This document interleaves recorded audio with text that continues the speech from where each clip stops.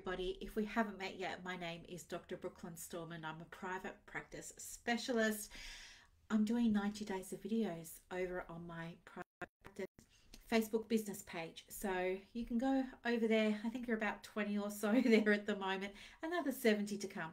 But today I want to talk with you about money mindset in private practice, right? Because it's so important. I mean, have you ever found yourself thinking, clients won't be able to afford my services, or I feel really guilty charging for something that I love doing, or charging higher fees means that I'm taking advantage of people and their problems?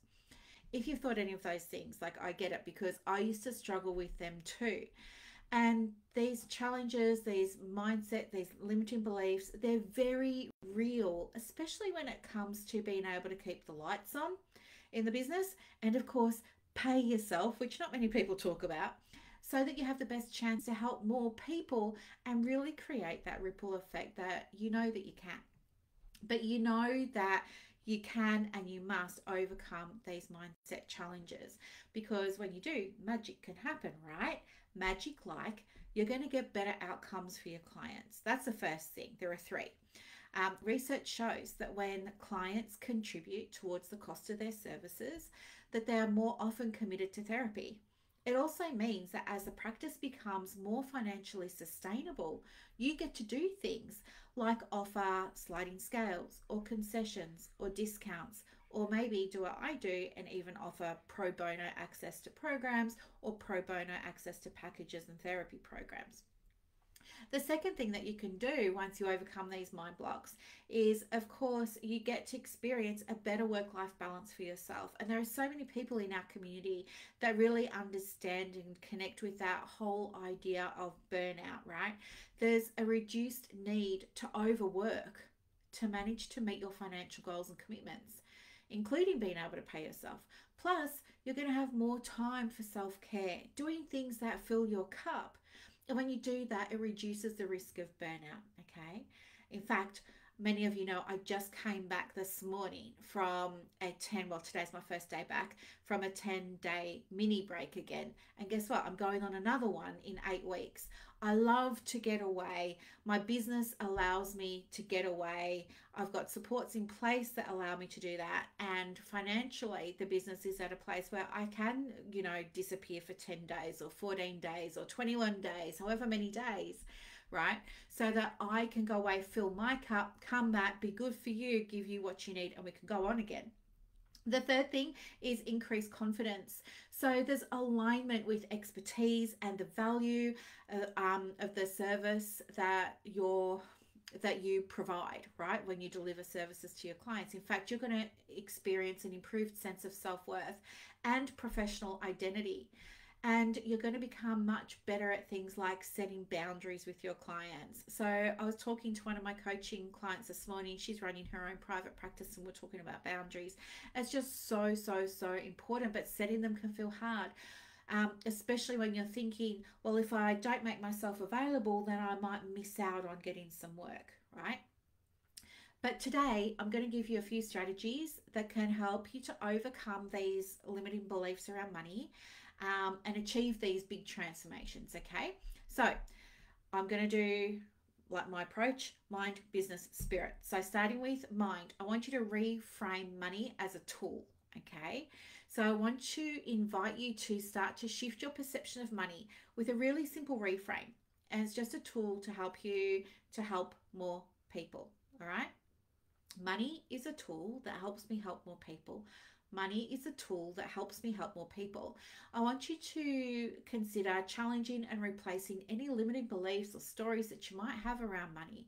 And for anyone that needs to hear this today, this is also an invitation for you to think about separating self-worth from your net worth, okay? Because that can happen as well. We think, oh, I'm not making much money, therefore I mustn't be a very good practitioner, or I mustn't be very good at business and things like that. No, we need to keep them separate.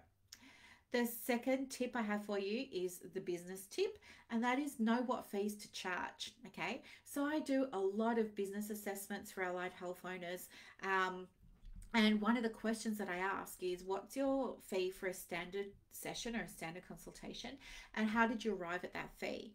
And so many times people will say things like, oh, I charge a fee based on my current area, or I looked at what other practices were charging and things like that. People are not understanding the right way to set a fee. So the right way to set a fee is to find out what your business needs you to be charging for your services, and whether that's a session, a group program, a retreat, a workshop, whatever it is.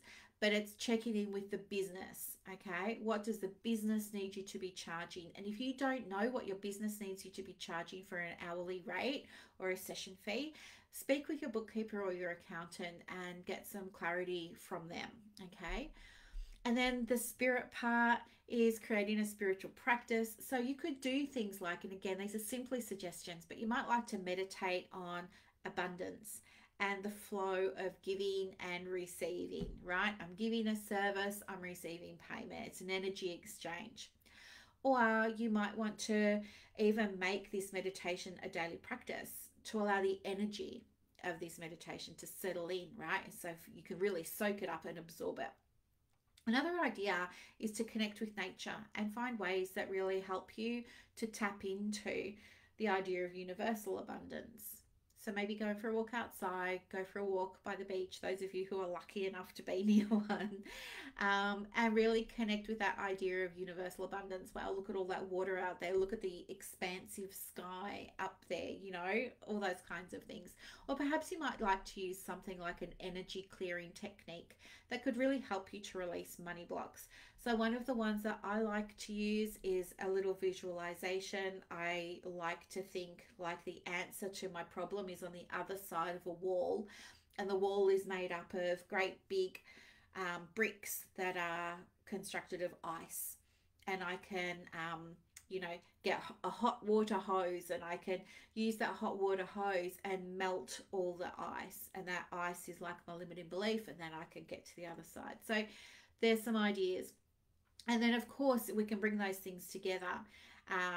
We can have a combination of mind, business, and spirit approaches to money blocks. And that might look like something like creating or updating your vision board to include both a financial goal as well as an impact goal. So how many people do you want to help, or how do you want to help them, or what will be different in their lives once you've been able to help people? Alternatively, you might like to use journaling. Like, I really love journaling. It helps me so much, but you could use it to explore your relationship with money.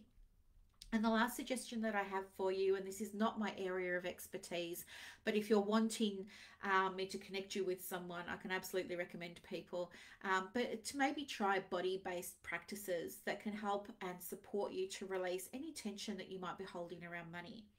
So I hope that this was a really helpful video, but if you have any questions about anything that we've discussed in this little video today, please let me know. Or if there's another challenge or limited belief or roadblock or whatever you want to call it that you're experiencing that you'd like some help with, of course, let me know. Just pop it in the comments and I can easily do a video for you on it. It would absolutely be my pleasure to be able to do that. I hope that this was a helpful video for you to watch, those of you who are having your lunch right now.